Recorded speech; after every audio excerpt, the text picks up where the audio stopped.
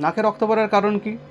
বাতাস যদি শুকনো থাকে, ড্রাই ওয়েদার থাকে, নাকের মধ্যে ইনফেকশন হলো, সাইনাসে ইনফেকশন বা অ্যালার্জিক রাইনাইটিস বা কোল্ড বা ফ্লু বা নাকের মধ্যে কোনো টিউমার বা পলিপ হয়েছে বা ডিভিয়েটেড নেজাল সেপ্টাম হয়েছে বা কোনো রক্তের রোগ আছে, হিমোফিলিয়া বা ভন ইউলিবার্ন ডিজিজ, বা আপনি কোনো ওষুধ খান, অ্যাসপিরিন হতে পারে, ওয়ারফেরিন হতে পারে, বা হেপারিন ইঞ্জেকশন আপনি নেন, বা বাইরে থেকে কোনো ট্রমা লেগেছে, বা আপনি কোনো নেজাল স্প্রে বারবার ইউজ করেন, সেখান থেকে আলসারেশন হয়েছে, অথবা আপনি নাক খুঁচান, অথবা কোনো ড্রাগস নেন আপনি নাকের মধ্যে দিয়ে, অথবা স্মোক করেন, এইসব কারণে আপনার নাক থেকে ব্লিড করতে পারে। সুতরাং নাকে ব্লিড করা কারণ অনেক, এবং সেটা বেশিরভাগ ক্ষেত্রেই পেট গরমের সঙ্গে কোনো সম্পর্ক নেই। সুতরাং আপনারা যারা ভাবেন যে পেট গরম থেকে নাক থেকে রক্ত পড়ছে, সেই ধারণাটা ভুল। কারণ পেট গরম থেকে নাক থেকে কোনো রক্ত পড়ে না। কারণ উচ্চ রক্তচাপ আছে মনে করুন, তার নাক থেকে ব্লিড হতে পারে।